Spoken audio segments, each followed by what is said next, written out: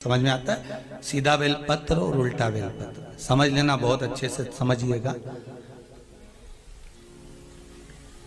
शिव जी के सम्मुख में शंकर भगवान के शिवलिंग पर जब बेलपत्र चढ़ता है तो बेलपत्र का जो सीधा भाग होता है वो शिव जी के शिवलिंग पर होना चाहिए, उल्टा भाग ऊपर होना चाहिए। बहुत ध्यान से समझना हो।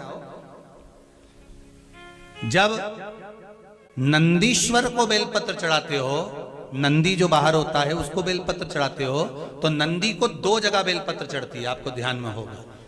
पहली बेलपत्र नंदी को जब चढ़ती है तो नंदी के सामने चढ़ती है, तो उसका बेलपत्री का जो डंडी का मुख है वो नंदी की ओर होता है और बेलपत्री की पत्ती का मुख शंकर जी की ओर होता है। समझ में आ रहा है सबको? डंडी का मुख, जैसे नंदी ऐसे बैठा है तो डंडी का मुख नंदी की ओर होगा, पत्ती का मुख शिव के, और ये सीधी की सीधी नंदी के सामने नीचे रखा जाती है, नंदी के सम्मुख। और एक बेलपत्र जब नंदी के ऊपर चढ़ती है तो डंडी का मुख शिव जी के ऊपर होता है और इस पत्ती का मुख नंदी के सिर पर नंदी की ओर होता है। ये दोनों में बहुत अंतर है महाराज। जैसे कोई बच्चा कोई कंपटीशन एग्जाम के लिए जा रहा हो या कोई परीक्षा देने के लिए जा रहा हो और पढ़ाई करे, स्मरण करे, तैयारी करे, वो अपनी जगह पर है। और ऐसा नहीं होता कि बच्चे पढ़ते नहीं है या तैयारी नहीं करते हैं। इसके बाद भी अगर उनका इंटरव्यू में पास नहीं होते या एग्जाम में पास नहीं होते तो उसके लिए ये दोनों बेलपत्री बड़ी काम करती है। बहुत ध्यान देना, जो नंदी के सामने बेलपत्र रखकर जाना, शिव जी के सम्मुख में बेलपत्र रखकर जाना, मतलब नंदी के सम्मुख में जब रखाएगी तो डंडी, जम के बोलिए, कहाँ होना चाहिए? नंदी की ओर। और जब ऊपर रखाएगी तो डंडी शिव की ओर हो। ये दो बेलपत्र रखकर शिव जी का स्मरण कर कर जाएं, कार्य सफलता की ओर बढ़ता है। कोई काम के लिए आप जा रहे हैं तो उसमें सफलता मिल जाती है, उसमें सफलता प्राप्त हो रही है। शिव जी को बेलपत्र चढ़ा रहे हो, जो चिकना भाग है, सीधा भाग शिव जी के ऊपर, शंकर भगवान के ऊपर। थाली में अगर शिवलिंग का निर्माण कर रहे हो, पार्थिव शिवलिंग का निर्माण कर रहे हो, तो थाली में जब बेलपत्र रखोगे तो सीधी रखोगे, फिर उसके ऊपर शिवलिंग का निर्माण करो।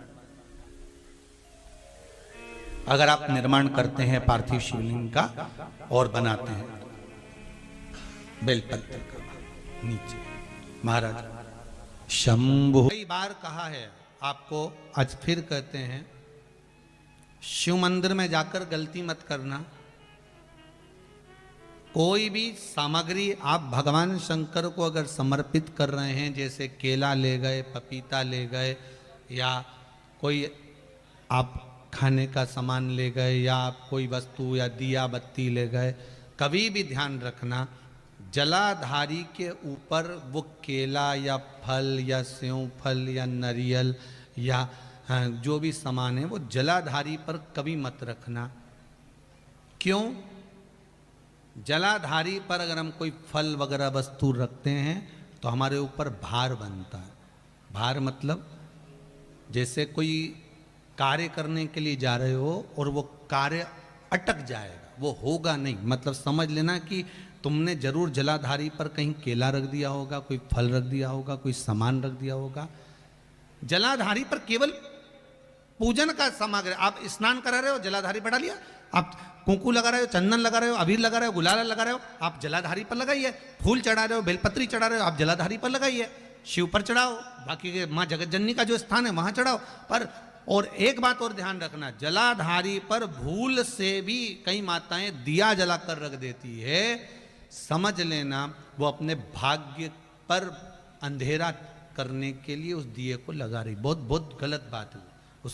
उसका वर्णन शिव महापुराण में बहुत, लिंग पुराण के अंतर्गत, नर्मदा पुराण के अंतर्गत और महाराज गर्ग संहिता के अंतर्गत बहुत सी चीजें ऐसी दी गई हैं, जिसके स्कंद पुराण के अंतर्गत भी वर्णन आता है कि अगर नारी दिया लगाना है तो दूर रखे। वो जलाधारी जो है ना, जिसमें पानी बहता है, उसके ऊपर जला हुआ दिया मत रख देना। क्यों? कहते हैं उसके घर के बेटे बेटी, बहू, पोता पोती कभी भी उसे सुख प्रदान नहीं कर सकते। उसके घर में हमेशा क्लेश रहेगा, चिड़चिड़ प्रवृत्ति रहेगी, युद्ध लड़ाई झगड़ा ये सब पारिवारिक चलता रहेगा, या देवर जेठ जेठानी का भी झगड़ा चलता रहेगा, पर वो सुख का भान नहीं कर सकती। अगर दिया जलाधारी पर रख दिया तो, वैसे तो आप सब समझदार हो, आप लोग तो ये गलती नहीं कर सकते होगे, वो तो हम सियोर वालों के लिए कह रहे हैं,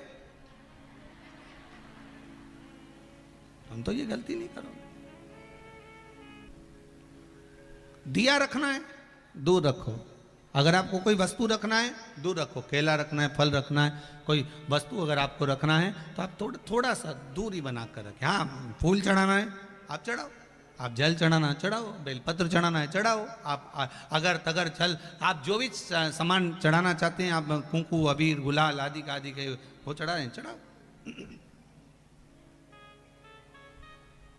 पर कोई फल है, कोई मिठाई है, कोई सामग्री है, वो शिवलिंग से भी जलाधारी से भी दूरी बनाकर रखिए, उसको दूर रखिए। कि आप शंकर भगवान को जल चढ़ाएं, थोड़ा सा जल पात्र में रख लें, जहां पूजन कर रहे हैं, जब थाली से पूजन पहले सबसे पहले तो जल ही चढ़ाओगे ना, जल चढ़ाने के बाद उस पात्र को रख लें, थोड़ा सा पानी उसमें बचा लें, 2-4 बूंद, 8 बूंद, 15 बूंद, 20 बूंद, 1 चुल्लू, थोड़ा सा भगवान शिव की आराधना करी, आपने दिया बत्ती करा, पूजन करा, आराधना करी, मंत्र जाप करा, घंटी का नाद करा, और भी लोग आए उन्होंने भी भगवान का नाम लिया। जब घर की ओर प्रवेश करें, पूजन की थाली जब लेकर चलें, तो जो कलश में जल हो उसका आचमन कर लें या अपने ऊपर छीट लें, उससे सुख का अनुभव होता है।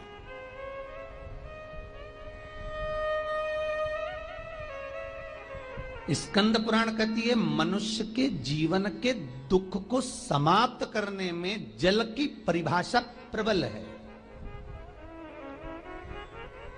फिर निवेदन करूंगा, कहीं जाकर मत रोइए, कहीं जाकर मत कहिए कि आपको तकलीफ क्या है, ना रिश्तेदारों से, ना नातेदारों से, ना कुटुंब से, ना कबीले से, ना अपनों से, किसी से नहीं कहना कि दुख क्या है। बस इतना करना कि किसी मंदिर में अगर पूजन करने जा रहे हो, आप जिस पाठ को कर रहे हो, जो पाठ आप करते हो, हमें ये भी नहीं कहना कि तुम शंकर का पाठ करो, हम तो ये भी नहीं कहेंगे कि शिव कवच करो, हम ये भी नहीं कहेंगे कि तुम हम बताएं वो वाला पाठ करो। तुम तो जो पाठ करते हो, तुम जो स्मरण करते हो, जो तुम मंत्र जाप करते हो, जो तुम नाम जाप करते हो, तुम्हारी मर्जी, तुम जो जपते हो, बस उस जप के समय पर कटोरी में, गिलास में, तांबे के पात्र में, पंचपात्र में जल हो, और उस जल का आचमन, उस जल का सींचन दुकान पर, घर पर रोज करना प्रारंभ कर दो। आधे से ज्यादा तुम्हारी तकलीफ, आधे से ज्यादा तुम्हारा कर्जा, आधे से ज्यादा तुम्हारा दुख तो भगवान यूं ही समाप्त कर देगा, यूं ही।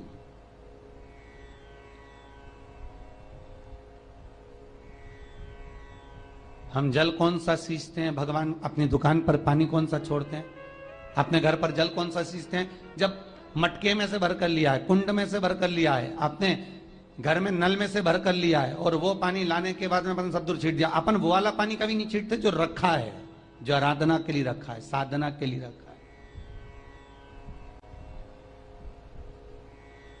जो भगवत स्मरण के लिए रखा है, हमने वो नहीं छीटा। हम तो भरकर लाए और छीट दिए।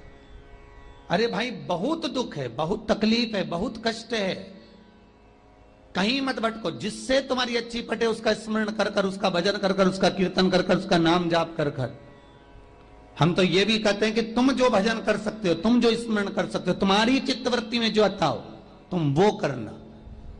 हम भी बताएं तो भी मत करना, तुम्हें अच्छा लगे तो करो, नहीं लगे तो तुम जो कर रहे हो बहुत अच्छा करो, तुम उसको जो।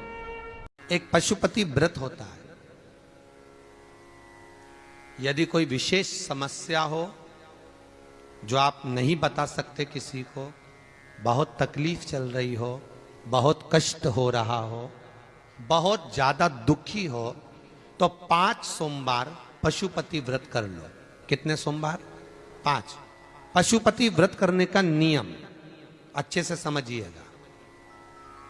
5 सोमवार करना है, कोई से भी सोमवार से चालू कर सकते हो। कैसे करना है? सुबह के समय पर भगवान शंकर का अभिषेक पूजन करने मंदिर में चले जाओ, पूजन अर्चना आराम से कर आओ। शाम के समय वही थाली लाकर घर में रख लो। सुबह के समय फलहार कर लो या मीठे का भोजन कर लो, अर्थात मीठा का भोजन मतलब फलाहारी भोजन, जो भी मीठे का है वो करें। शाम के समय घर से 6 दिए लगाकर लेके जाएं घी के। कितने दिए? 6। साथ में कुछ मीठा बनाकर लेकर जाएं। शंकर जी के मंदिर में जाकर मीठे के 3 हिस्से कर दें। 2 हिस्से मंदिर में रख दें, 1 हिस्सा अपने साथ लेकर आना। मंदिर से जो 6 दिए लेकर गए हो वो 5 दिए भगवान शंकर के सामने लगा दो पशुपति नाथ के नाम से, अपनी कामना कर दो। 1 दिया वापिस रख के थाली में लिया। जब घर में प्रवेश करें, घर के अंदर प्रवेश करते समय राइट भाग में प्रवेश करेंगे, उसका सीधा हाथ प्रवेश करते समय राइट भाग में जो दिया लेकर आए हो वो दिया दरवाजे के बाहर लगा दीजिए। घर के अंदर प्रवेश कर जाओ। जब भोजन करो शाम को, तो जो आपने 3 हिस्से करे थे उसका जो हिस्सा लेकर आए हो वो हिस्से के साथ में भोजन कर लीजिए। इसको कहते हैं पशुपति व्रत। मात्र 5 व्रत कर लो। अगर कोई समस्या है, तकलीफ है, बहुत कष्ट है, तब कोई दिक्कत आ गई है, कोई बीमारी आ गई है, बहुत कष्ट ज्यादा हो रहा है, कोई कर्जा बढ़ गया है, कोई देन लेन रह गया है, कोई परेशान कर रहा है, तो पशुपति व्रत आप कर सकते। ये व्रत आपके जीवन में 5 व्रत करोगे और काम सफल हो जाए। इसको कहते हैं पशुपति व्रत। आप में से कितनी माताएं जिन्होंने कभी जिंदगी में 16 सोमवार करा हो? हाथ उठाओ जरा। करें 16 सोमवार? किन किन ने करे जरा हाथ उठाओ तो। हाँ दिख गए, ठीक है, ठीक है। और जितने लोग आस्था चैनल पर सुन रहे हैं, जितने लोग फेसबुक यूट्यूब पर कथा सुन रहे हैं, जितने लोग इस पवित्र भूमि पर छिंदवाड़ा की पावन शिव महापुराण की कथा श्रवण कर रहे हैं, हम आपसे पूछना चाहें, आपने 16 सोमवार का व्रत करा, 16 सोमवार का उद्यापन करा, 16 सोमवार का नियम लिया, 16 सोमवार की पोथी पढ़ी, 16 सोमवार की कथा पढ़ी, 16 सोमवार पे चूरमा बनाया, किसी ने 3 बार व्रत करा, किसी ने बेलपत्री का करा, किसी ने चूरमे का करा, किसी ने मिश्री का करा। बोलो सही है? करा लोगों ने। पर जितने लोग आस्था चैनल पर कथा सुन रहे हैं और जितने लोग इस फेसबुक यूट्यूब पर कथा सुन रहे हैं और जितने छिंदवाड़ा की पवित्र भूमि पर कथा सुन रहे हैं, हम इनसे पूछना चाहते हैं,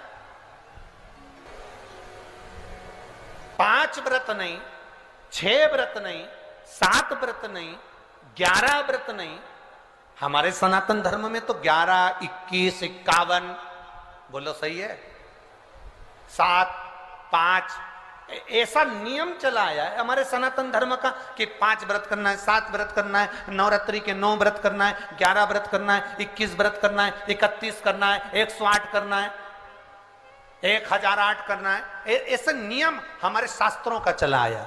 फिर आखिर 5 व्रत नहीं, 7 व्रत नहीं, 6 व्रत नहीं, 4 व्रत नहीं, 3 व्रत नहीं, 16 व्रत का नियम कहां से आया? 16 व्रत ही क्यों?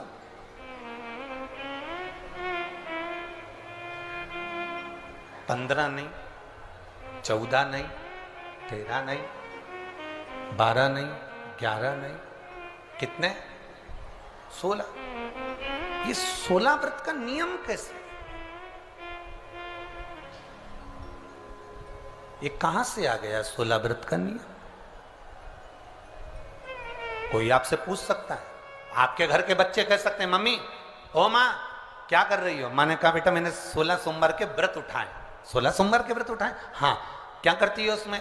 बेटा शाम के समय जब तीसरा पहर होता है, प्रदोष काल होता है, प्रदोष का जो समय होता है, शाम का जो समय होता है, उस शाम के समय पर हम 16 सोमवार का पूजन करते हैं। शिव जी का शिवलिंग का निर्माण करना या शंकर भगवान का शिवलिंग घर में उसकी पूजन अर्चना करना, उसका निर्माण करना और पूजन करके जो भी चीज से हमने सोमवार करे हैं, जो 16 सोमवार के प्रथम सोमवार में चूरमे से करो, चाहे तुम बेलपत्री से करो, चाहे तुम मिश्री से करो, जिससे तुम पहला व्रत करोगे, 16 की 16 व्रत उसी चीज से होंगे, उसी प्रसाद से होंगे। तो बच्चे कहेंगे, माँ ये 16 व्रत का विधान कहां से आया? 16 व्रत का नियम कहां से आया? आपके बच्चे पूछ सकते हैं, आपसे पूछेंगे आपके बच्चे। आपके बच्चे आपसे पूछेंगे कि ये 16 व्रत का विधान कहां से आया, 16 व्रत का नियम कहां से, तब आपको बताना है। अवंतिकापुरी उज्जैनी में एक कन्या रहती थी जिसका नाम सुगंधा था। बड़े ध्यान से सुनना, 16 सोमवार के व्रत तो आपने बहुत करे हैं, पर 16 सोमवार में 16 सोमवार का नियम कहां से आया? 15 नहीं, 14 नहीं, 5 नहीं, 6 नहीं, 7 नहीं, 21 नहीं, 20 नहीं, 16 का नियम कहां से आया? वो 16 के नियम को जाने। और यहीं से 16 सोमवार व्रत की प्रारंभता है, इस कथा की प्रारंभता। और जिन जिन को स्मरण में ना हो, मेरी माताओं से निवेदन है, जिनको नहीं मालूम है कि 16 सोमवार के 16 व्रत का विधान कहां से आया, उनको आप सुना सकते हो, आप उनको बता सकते हो। अवंतिकापुरी में एक सुगंधा नाम की एक बड़ी सुंदर कन्या रहती थी, बड़ी सुंदर थी। उसमें उसके चेहरे पर बड़ा आकर्षण था, उसके चेहरे पर बड़ी चमक थी, उसके चेहरे पर बड़ी रौनकता थी, बड़ी रौनक। अब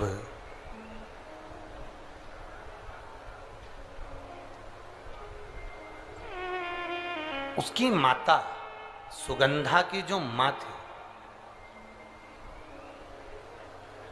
सुगंधा जो कन्या थी, उसकी जो माता थी जिसका नाम रेणुका था, वो रेणुका एक काम बड़ा विचित्र करती थी। किसी भी देवालय में जाती थी, किसी तीर्थ में जाती थी, किसी मंदिर में जाती थी, किसी शिवालय में जाती थी, किसी तीर्थ स्थान पर जाती थी, पुष्प साथ में ले जाए ना ले जाए, प्रसाद साथ में ले जाए ना ले जाए, सोना चांदी दान करने के लिए ले जाए ना ले जाए, पैसा धेला कहीं चढ़ाने ले जाए ना ले जाए, वो एक इत्र की शीशी में रुई को भिंगोकर एक डब्बी में भरकर लेकर जाती थी। और उसका नियम था वो रेणुका का कि वो रुई, वो कपास, वो जो इत्र लगा हुआ जो पदार्थ, जो इत्र लगी हुई जो रुई है, उस रुई को, उस कपास को भगवान के दरवाजे पर, चौखट पर उसको लगा कर आती थी। ये रेणुका का नियम था, ये सुगंधा की मां का नियम था।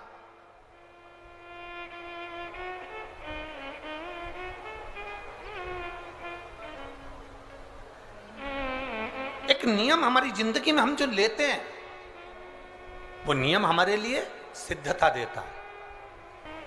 आप में से कई माताएं ऐसी बैठी होंगी जिन्होंने नियम लिया होगा कि मैं शिव जी के मंदिर में जब भी जाऊंगी, मैं देवाधिदेव महादेव के मंदिर में जब भी जाऊंगी, मैं शंकर भगवान के मंदिर में जब भी पहुंचूंगी तो वहां झाड़ू लगा दूंगी, वहां पोछा लगा दूंगी। बैठी हैं ऐसी माताएं यहाँ पर जो मंदिर में जाकर कभी झाड़ू पोछा लगा देती हो हैं? तो आप जाकर शिव के मंदिर में बुआरी लगा रहे हो, झाड़ू लगा रहे हो, पोछा लगा रहे हो, या जो बहुत सारे दिए लोग लगाकर चले जाते हैं, जलाकर चले जाते हैं, दिए ठंडे हो जाते हैं, उन दियों को भरकर एक डलिया में, एक खोखे में, एक जगह पर ले जाकर आप रख देते हो, उसका पुण्य कितना है? शिव महापुराण की कथा करी, कितना पुण्य।